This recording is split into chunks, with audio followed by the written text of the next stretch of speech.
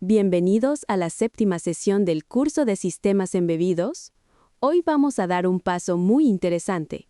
En las sesiones anteriores trabajamos con salidas digitales como el LED WS2812 y con entradas analógicas a través del ADC. Ahora vamos a entrar al mundo de los sensores digitales y, en particular, vamos a conocer un sensor biomédico fascinante que se llama MAX 3010.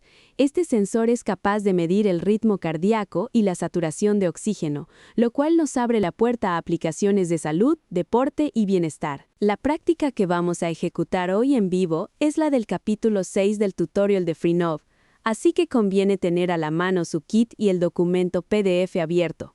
Vamos a comenzar. Antes de entrar en materia, quiero que veamos juntos el camino que vamos a recorrer durante estas 2 horas y media. Iniciamos con un encuadre breve para ubicarnos en el curso. Luego haremos una recapitulación rápida de lo que vimos sobre el ADC en la clase pasada. Después estudiaremos qué hace diferente a un sensor digital y revisaremos en profundidad el protocolo ISO-DC, que es la forma en que nos vamos a comunicar con el sensor. Una vez que tengamos clara la teoría, presentaré el sensor MAX 3010, su principio físico de funcionamiento y la forma correcta de conectarlo. Después haremos la práctica en vivo, sección por sección del código. Cerraremos con las indicaciones del producto que ustedes deben entregar, los criterios para sus apuntes y la estructura del quiz de la próxima sesión. Si tienen alguna duda durante el camino, levanten la mano o escriban en el chat. Miren conmigo esta línea de tiempo. Estamos justo en la séptima clase de las 36 que componen el curso, y eso significa que ya hemos avanzado un trecho importante de la unidad I. Hace 2 sesiones vimos GPIO y el LED WS2812, donde aprendimos a controlar salidas digitales. La clase pasada, la sexta, trabajamos con el convertidor analógico digital del ESP32S3 para leer la tensión de la batería. Hoy, en la séptima, damos un salto cualitativo porque ya no vamos a hacer la conversión nosotros, sino que el propio sensor lo hace internamente y nos entrega valores digitales por un bus serie. La próxima sesión, la octava, le sumaremos almacenamiento en tarjeta micro SD para registrar todo lo que sensemos. Y en la novena clase, hablaremos de tiempo real y telemetría. Como ven, hay una progresión clara. Cada clase se apoya en la anterior. Quiero recordarles cómo funciona la dinámica de trabajo del curso, porque es importante que estemos alineados. El primer momento es esta clase sincrónica que estamos teniendo ahora, donde yo expongo, ejecutamos la práctica juntos y resolvemos dudas en vivo.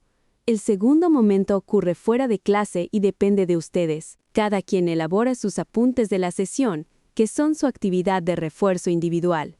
El tercer momento sucede al inicio de la próxima clase, donde yo reviso y califico esos apuntes con base en una rúbrica establecida, y el cuarto momento es un quiz individual breve que aplico también al inicio de la siguiente sesión para verificar que los conceptos quedaron claros. Hoy, en esta clase sincrónica, vamos a explicar la teoría, ejecutar la práctica en vivo con el MAX 3010-2 y dejar claro cuál es el producto a entregar. Sus apuntes y el quiz se evaluarán al inicio de la clase 8, así que vale la pena tomar buenas notas hoy. Veamos qué nos proponemos lograr hoy. El propósito de aprendizaje es claro y concreto.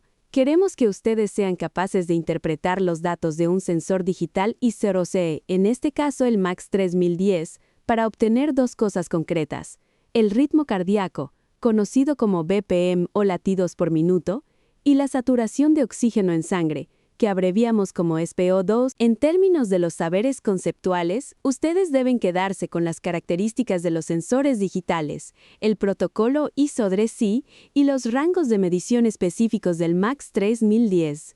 Y en el lado del saber hacer, la competencia que estamos desarrollando es seleccionar sensores de acuerdo a los requerimientos, lo cual es una habilidad clave en cualquier proyecto embebido. Quiero llamar su atención a algo muy importante. Este sensor que vamos a manipular hoy es la pieza central del proyecto integrador que ustedes construirán en las clases 25 a 36, que es el monitor portátil de salud. Así que lo que vean hoy no se queda aquí, lo van a reutilizar muchas veces. Hagamos una recapitulación rápida de la clase pasada para construir el puente conceptual con la clase de hoy. Recuerden que la sesión pasada usamos el ADC del ESP32S3 para leer una señal eléctrica continua, que era la tensión de la batería conectada al pin GPIO19. En aquella sesión, el ADC nos entregaba un número entero entre 0 y 4095, que es la resolución de 12 bits del convertidor, y nosotros, en código, teníamos que convertir ese número crudo a una tensión real en volts, aplicando una fórmula simple de regla de 3 con respecto al voltaje de referencia. Eso funciona muy bien para sensores sencillos como un divisor de tensión, pero tiene una limitación importante. Muchos sensores modernos, especialmente los biométricos como el que veremos hoy, ya entregan datos digitales preprocesados, porque internamente tienen su propio convertidor y su propia electrónica de acondicionamiento. Entonces, lo que vamos a hacer hoy es dar el salto. En lugar de que nosotros cuantifiquemos la señal, le vamos a pedir al sensor que nos entregue los valores ya digitalizados a través de un bus serie llamado IPROS. Quiero que entendamos con precisión qué es un sensor digital, porque a veces los términos se usan de manera ambigua.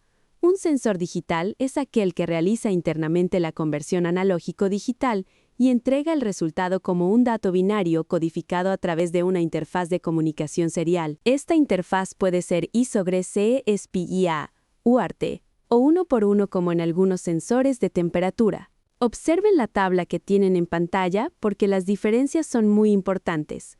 Un sensor analógico les da una tensión continua y son ustedes quienes deben digitalizarla en el microcontrolador, mientras que un sensor digital trae los bits ya empaquetados en registros internos. El cableado también cambia. Un sensor analógico necesita una línea de señal por cada canal, mientras que los digitales pueden compartir el mismo bus, así que con solo 2 hilos pueden tener varios sensores conectados a la vez.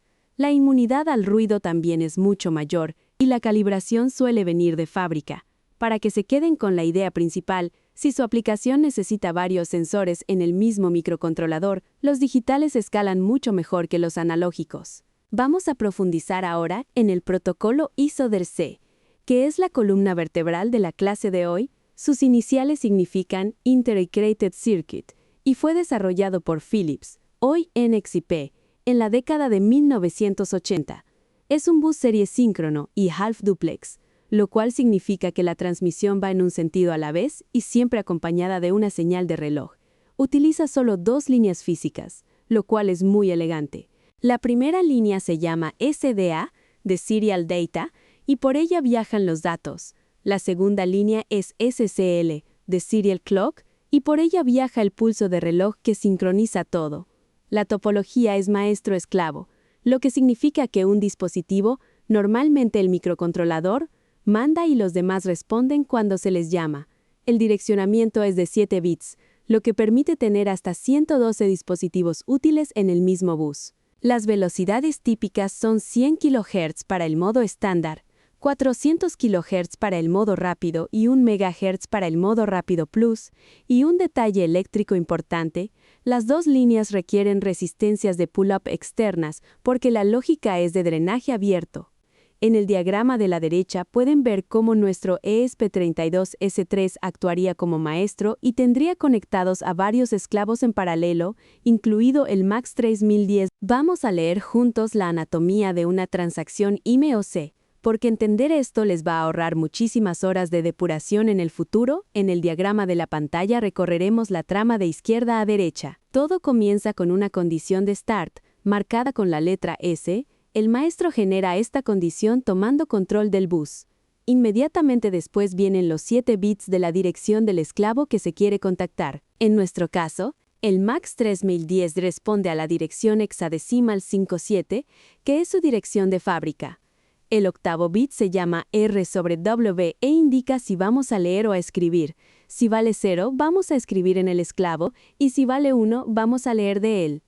El esclavo entonces responde con un bit de ASECSEC, que significa que reconoció su dirección y está listo. Si no hubiera nadie en esa dirección, recibiríamos un NAC y sabríamos que algo está mal. Después vienen los bytes de datos propiamente dichos, cada uno seguido de su propio ACK, y la transacción termina con la condición de stop, marcada con P, que libera el bus. Este protocolo, aunque parezca complejo, está totalmente manejado por la librería Wire de Arduino, así que ustedes no tendrán que generar estas tramas a mano, pero deben entenderlo para saber qué está pasando. El microcontrolador con el que trabajamos, el ESP32S3, es particularmente versátil para ICDs y vale la pena mencionar por qué. Primero, tiene dos controladores ICDs que por hardware, lo cual les permite manejar dos buses independientes si su aplicación lo requiere. Segundo, los pines son flexibles, lo cual es enorme. En otros microcontroladores como el Arduino Uno, los pines de ISO-3S están fijos en el silicio, pero aquí ustedes pueden asignar prácticamente cualquier GKO ASDA o SCL. Tercero, la velocidad se ajusta por software con una sola línea de código. Y cuarto, la librería estándar Wires es totalmente compatible, así que el código se ve igual que en cualquier proyecto Arduino. En nuestro caso particular, el Shield del kit FreeNode ya tiene el MAX 3010 cableado al ESP32S3 con SDA en el GPIO 2 y SCL en el GPIO 1. Miren a la derecha el código mínimo necesario para iniciar el bus. Son solamente 4 líneas dentro del setup: incluir la librería, definir los pines, llamar a WireBeam con esos pines y opcionalmente ajustar la velocidad a 400 kHz con setClock. Eso es todo lo que se necesita. Ahora sí, vamos a conocer al protagonista de la clase de hoy. El MAX 3010 es un módulo biométrico fabricado por Maxim Integrated, hoy parte de Analog Devices, y es un pequeño portento de ingeniería. En un encapsulado del tamaño de la uña de su dedo meñique vienen integrados varios componentes. Tiene un LED rojo que emite luz alrededor de los 660 nanómetros, un LED infrarrojo que emite alrededor de los 880 nanómetros, un fotodetector altamente sensible con supresión activa de luz ambiental, y toda la electrónica de bajo ruido necesaria para amplificar y digitalizar la señal. Todo esto lo hace internamente y nos entrega los datos por I/O-SICO. Sus aplicaciones típicas son los dispositivos vestibles, púlseras inteligentes, dedillos médicos, sensores en el lóbulo de la oreja. Y permite medir dos magnitudes muy útiles: la frecuencia cardíaca, expresada en latidos por minuto, y la saturación de oxígeno en sangre, expresada en porcentaje. La interfaz funciona a 3.3 volts o 5 volts, su dirección en el bus es la hexadecimal 57 y opcionalmente cuenta con un pin de interrupción que avisa cuando hay un nuevo dato disponible, aunque hoy no lo usaremos. Quiero que entendamos cómo es que un par de LEDs y un fotodetector pueden medirles el pulso, porque el principio físico es realmente elegante y se llama fotopletismografía, abreviado PPG. Cuando los LEDs iluminan el tejido del dedo, parte de esa luz es absorbida por la sangre y parte es reflejada hacia el fotodetector. Aquí viene lo interesante. La sangre arterial pulsa con cada latido del corazón, lo que significa que en cada latido cambia el volumen de sangre presente en las arteriolas del dedo, y al cambiar el volumen, cambia la cantidad de luz que es absorbida. El fotodetector entonces capta una señal que tiene dos componentes muy claros: una componente alterna, que es la parte pulsátil y corresponde directamente al latido del corazón, y una componente continua, que es básicamente el nivel basal de absorción del tejido, el hueso y la sangre venosa. Si miran el gráfico, esa onda roja es la señal pulsátil sobre el nivel basal punteado en naranja. La saturación de oxígeno se calcula tomando la razón de las componentes alternas sobre continua para cada longitud de onda y dividiendo el rojo entre el infrarrojo. Pero esto lo hace la librería por nosotros. Para esta clase, la idea clave es entender que el sensor entrega los valores crudos y que la librería detecta los picos. Repasemos el pinout del módulo MAX 3012 para que sepan exactamente qué es cada pin. Aunque en nuestro caso el Shield ya hace todas las conexiones por nosotros, el pin 1 es BIN, que es la alimentación y acepta entre 3.3 y 5 volts. Los pines 2 y 3 son SDA y SCL. Las dos líneas del bus IWC que en nuestro Shield están conectados a los GPIO 2 y GPIO 1 del ESP32S3. El pin 4 es la tierra. El pin 5 es INT, el de interrupción, que como les comenté queda libre para esta práctica. Los pines 6 y 7, llamados IRD y RD, son las tierras independientes de los LEDs rojo e infrarrojo, pero vienen desconectadas de fábrica y no las vamos a tocar. y el pin 8 es otra tierra. Quiero hacer especial énfasis en la advertencia crítica que aparece a la derecha. El módulo MAX 3012 nunca, jamás, debe conectarse al revés. Si lo invierten, pueden dañar el circuito o incluso destruir el sensor de forma permanente. Siempre alineen los textos del módulo con los textos del Shield, pin por pin, marca con marca. Antes de aplicar potencia, verifiquen orientación, inserten firmemente sin doblar los pines y solo entonces conecten el USB. Esta es una de esas advertencias que tienen muy alto costo si se ignoran. Llegamos al momento más esperado de la clase, la práctica en vivo.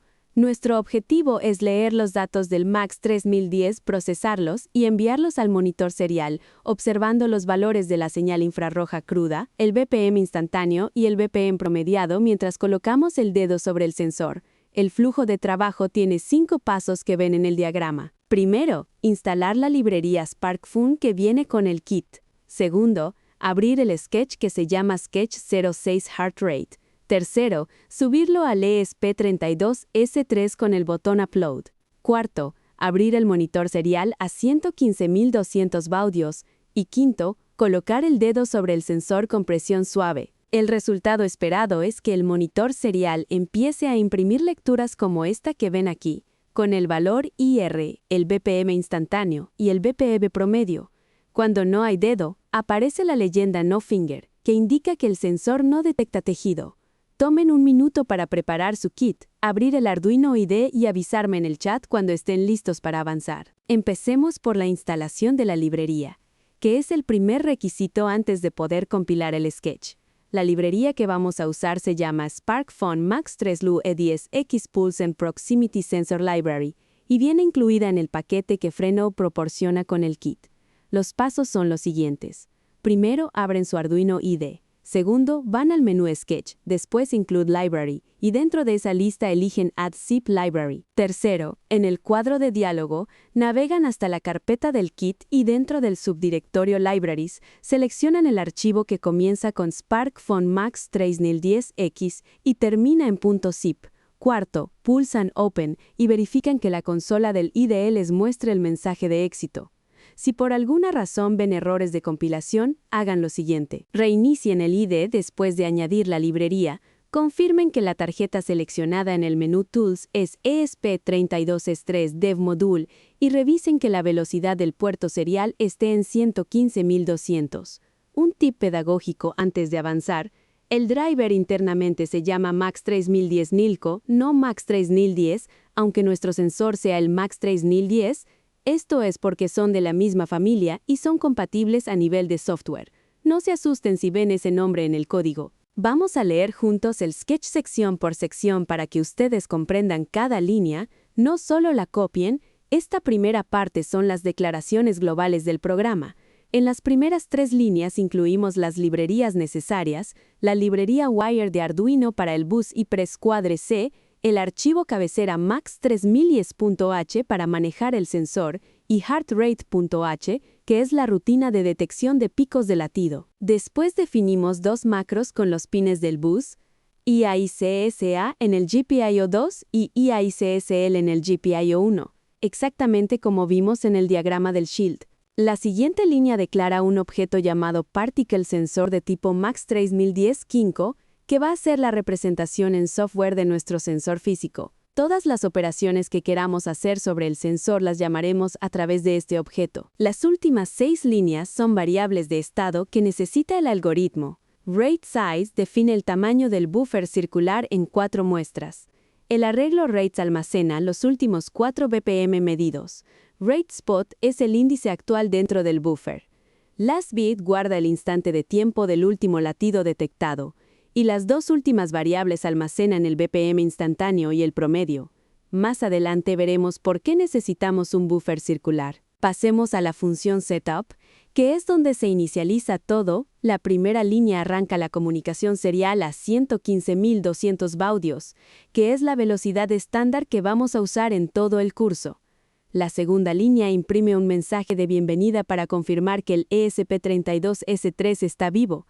En la tercera línea, la importante, Llamamos a Wire Begin con los 2 pines del bus, lo que arranca el controlador Hybrid-C del ESP32S3 con esa configuración. Después intentamos inicializar el sensor con ParticleSensor.Begin, pasándole el objeto Wire y la constante I2C Speed Fast, que corresponde a los 400 kHz que comentamos.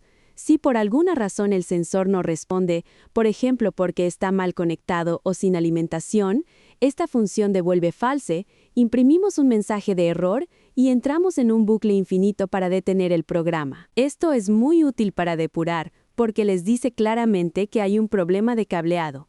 Si todo va bien, imprimimos un mensaje pidiendo al usuario que coloque el dedo en el sensor. Después llamamos a Particle Sensor Setup, que carga la configuración por defecto del sensor. Encendemos el LED rojo a un brillo muy bajo, que sirve como indicador visual de que el sensor está activo, y apagamos el LED verde que en nuestro modelo no se usa. Llegamos al corazón del programa, valga el juego de palabras, que es la función loop. Esta función se ejecuta una y otra vez tan rápido como puede.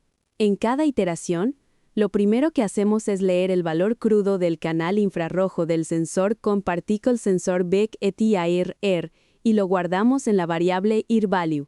Después, llamamos a la función check4bit, pasándole ese valor. Esta función forma parte de la librería y aplica un algoritmo de detección de picos que retorna verdadero si detectó un nuevo latido.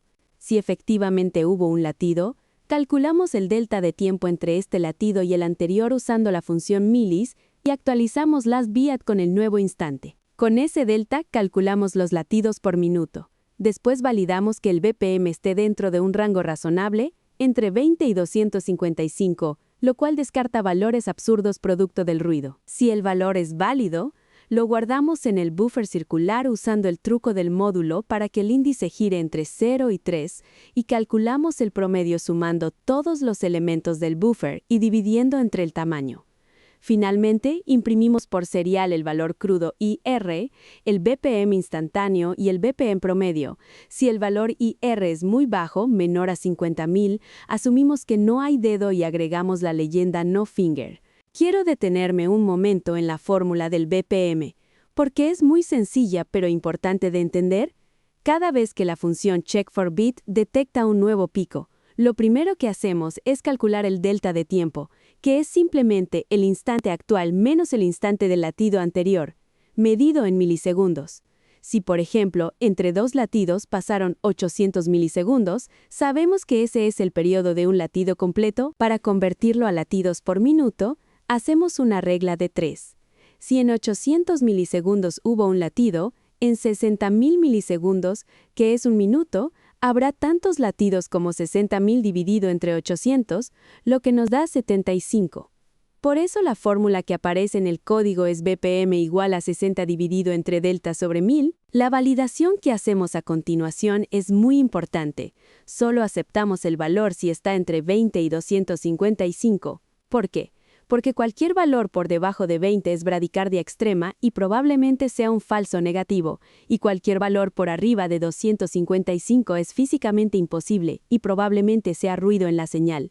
Los valores fuera de ese rango simplemente se descartan. Una pregunta natural es esta: ¿por qué no usamos directamente el BPM instantáneo y lo imprimimos sin más? La respuesta es que las lecturas individuales son muy ruidosas y fluctúan mucho. Miren el diagrama del buffer circular en pantalla. Cada vez que llega un nuevo valor válido de BPM, se guarda en una posición del arreglo y el índice avanza. Cuando llega a la cuarta posición, vuelve a 0, sobrescribiendo el valor más antiguo. De ahí el nombre de buffer circular o ventana deslizante. Calcular el promedio de las últimas 4 lecturas nos da un valor mucho más estable, sin introducir un retraso excesivo. ¿Por qué importa esto? Porque los datos crudos fluctúan por muchísimas razones. La posición del dedo cambia ligeramente entre latidos, la presión que aplican varía, hay movimiento involuntario, la luz ambiental puede interferir. Todo eso introduce variabilidad. El promedio de 4 muestras suaviza esas fluctuaciones de manera muy eficaz. Si quisiéramos un valor todavía más estable, podríamos aumentar rate size a 8 o 16, pero a costa de una respuesta más lenta a cambios reales en el ritmo cardíaco. 4 es un buen balance para esta aplicación. Antes de que ustedes prueben el sensor en su propio cuerpo, quiero advertirles de algunos factores que pueden degradar la lectura, para que sepan diagnosticar si algo no funciona. Los errores más comunes son los siguientes. Primero, dedo demasiado apretado contra el sensor. Esto obstruye el flujo capilar y reduce la señal pulsátil. Segundo, dedo demasiado suelto. Entonces entra luz ambiental al sensor y satura el fotodetector. Tercero, cualquier movimiento durante la lectura introduce artefactos de baja frecuencia que confunden el detector de picos. Cuarto, el esmalte de uñas oscuro. Las uñas muy largas o los callos pueden bloquear parcialmente la luz roja e infrarroja. Y quinto, las personas con mala circulación periférica o con manos muy frías obtienen una señal AC débil, casi indetectable. Las buenas prácticas son las contrarias. Apliquen una presión suave y constante, traten de que el dedo esté seco y a temperatura ambiente, cubran el sensor de luz directa, esperen al menos 5 a 10 segundos para que el algoritmo se estabilice, y tomen lecturas de al menos 30 segundos para obtener un promedio creíble. Recuerden también que el código tiene una detección automática de ausencia de dedo, basada en el umbral de 50.000 del valor crudo IR. Pasamos ahora al cierre práctico de la sesión y a lo que ustedes me deben entregar como evidencia de aprendizaje. El producto esperado es una captura de 60 segundos de los datos del monitor serial, mientras tienen el dedo correctamente colocado sobre el sensor. Esa captura debe venir acompañada de 3 elementos. Primero, una anotación clara de la frecuencia cardíaca que ustedes estimaron a partir de los datos. Segundo, observaciones personales sobre el comportamiento de la señal. ¿Qué ruido observaron? ¿Qué tan estable fue? ¿Qué pasó cuando movían el dedo? Y tercero, una indicación de las condiciones del experimento, es decir, ¿qué dedo usaron? ¿Qué tanta presión aplicaron? Las condiciones de iluminación. El formato sugerido es una captura de pantalla del monitor serial, más un archivo de texto plano con los 60 segundos de datos, más un párrafo breve de 5 a 7 renglones con sus observaciones. Una advertencia importante antes de cerrar este punto: este montaje no es un dispositivo médico, es una demostración educativa. Los valores que obtengan son didácticos y no deben usarse para tomar decisiones de salud. Si quieren conocer su BPM real, vayan al médico, no le hagan caso al ESP32. Después de la clase, su actividad de refuerzo individual es elaborar los apuntes de la sesión, y quiero darles una guía concreta de qué deben contener esos apuntes para que les sirvan como material de estudio. Son 7 elementos. Primero, la definición clara de sensor digital junto con la tabla comparativa entre sensor analógico y digital. Segundo, una descripción del protocolo ISO-GREO-6, mencionando explícitamente los conceptos de maestro y esclavo, las líneas SDA y SCL, el direccionamiento de 7 bits y la secuencia ACK-NAC. Tercero, un diagrama de una trama ISO-GREO-6 con los 6 campos que vimos: Start, dirección, R sobre WSK, datos y stop. Cuarto, un diagrama del módulo MAX 3010-2 identificando el LED rojo, el LED infrarrojo y el fotodetector. Quinto, el pinout del módulo y las conexiones específicas al ESP32S3, es decir, SDA en GPIO2 y SCL en GPIO1. Sexto, un fragmento de código del sketch con comentarios propios, no copiados textualmente. Y séptimo, sus observaciones personales sobre la captura serial que hicieron como producto. Estos apuntes los voy a revisar al inicio de la próxima clase. Los criterios con los que voy a evaluar sus apuntes están en pantalla y los reparto en 6 rubros. El primer rubro, con un peso del 25%, evalúa la descripción correcta del protocolo IMILO-C, en particular el START, la dirección y la secuencia SKNAK. El segundo rubro, con un peso del 20%, evalúa la inclusión y la claridad del diagrama del sensor MAX 3010. El tercer rubro, con un peso del 15%, revisa la documentación correcta del pinout y la conexión específica al ESP32S3. El cuarto rubro, también con 15%, evalúa el fragmento de código del sketch con comentarios propios, y aquí quiero ser muy claro, no acepto copia textual del tutorial. Los comentarios deben ser de ustedes y demostrar comprensión. El quinto rubro, con 15%, son las observaciones personales sobre la captura del monitor serial. Y el sexto rubro, con 10%, contempla el orden general, la limpieza y el uso correcto de la terminología técnica. Como pueden ver, no hay un solo aspecto que valga más de la cuarta parte, así que cuiden todos los elementos. Si quieren saber más sobre algún criterio en particular, escríbanme antes de la siguiente clase. Al inicio de la próxima clase, después de revisar los apuntes, aplicaré un quiz individual de 5 reactivos, con una duración aproximada de 10 minutos. Los 5 reactivos abordan estos temas. 1. Identificación de las líneas del bus Hipernosque y los roles de cada una.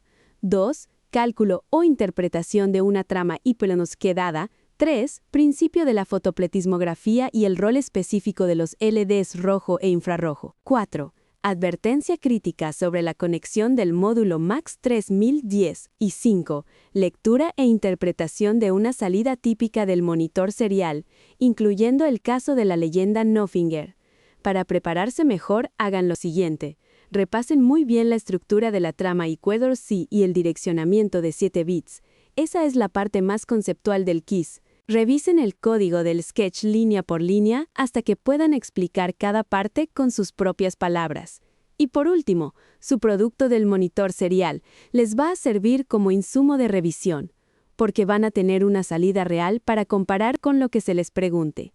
El quiz se contesta de manera individual y sin consulta de notas. Antes de cerrar la sesión, quiero hacer una síntesis de lo que aprendimos hoy, dividido en 2 columnas. En cuanto a los conceptos clave, ustedes ya saben distinguir un sensor analógico de uno digital. Conocen el protocolo I2C con sus 2 líneas SDA y SCL, el direccionamiento de 7 bits y la secuencia SQNAQ. Saben que la dirección específica del MAX 3010 en el bus es la hexadecimal 57. Conocen el principio de la fotopletismografía como mecanismo físico detrás de la medición y entienden la lógica de calcular el BPM como 60.000 dividido entre el delta de tiempo entre latidos. En cuanto a las habilidades prácticas, ustedes ya pueden instalar y configurar la librería SparkFun Max 3010X en Arduino IDE. Saben configurar el bus IOC con Wire Band Gain pasándole los 2 pines del Shield. Pueden leer los datos crudos del sensor y detectar los picos de latido. Saben interpretar la salida del monitor serial con sus 3 campos. Y por último, pueden diagnosticar errores comunes de conexión y ruido. En la próxima sesión, la octava, vamos a aprender a almacenar localmente estos datos sensados en la tarjeta microSD del Shield, registrando las lecturas del MAX 3010 en un archivo CSV con marca de tiempo. Cierro con las referencias y materiales que utilicé para preparar esta sesión y que ustedes pueden consultar si quieren profundizar. La fuente principal es el tutorial del kit FreeNode para ESP32S3W-ROM, específicamente el capítulo 6 que cubre el Project 6.1 del MAX 3010. La librería oficial es SparkFun Max 3010 X-Pulse and Proximity Sensor Library, que viene en formato zip dentro del paquete del kit. Para detalles del microcontrolador, la fuente autoritativa es el datasheet del ESP32S3W-ROM1 publicado por Espressif, cuyo URL tienen en pantalla. Para profundizar en el protocolo, la referencia obligada es el documento UML 2004 de NXP titulado I2C Bus Specification and User Manual para detalles físicos del sensor, la hoja del MAX 3012 de Maxim Integrated, hoy Analog Devices, y por último, recuerden la estrategia general del curso, que ya saben de memoria, clase sincrónica, después apuntes, después revisión y quiz. Todo lo que vimos hoy se compone en esa secuencia. Hemos llegado al final de la sesión y este es el momento para sus preguntas, sus dudas o cualquier comentario sobre lo que vimos. Abrimos el espacio para preguntas en voz, en el chat o por video. También es buen momento para que me cuenten si tuvieron problemas durante la práctica, errores de compilación, problemas de conexión, lecturas extrañas. Resolverlos ahora les va a ahorrar mucho tiempo después. Antes de despedirnos, déjenme dejarles las 3 tareas pendientes hasta la próxima clase. Primero, terminen su captura de 60 segundos del monitor serial, asegurándose de tener buenos datos. Segundo, elaboren sus apuntes siguiendo los 7 elementos que mencionamos y los criterios de evaluación. Y tercero, repasen muy bien la trama I2C porque es uno de los temas centrales del quiz. Cualquier duda fuera de horario, mándenmela por el medio habitual y la resolvemos antes de la siguiente sesión. Hasta la próxima clase, nos vemos en la sesión 8 con la tarjeta microSD.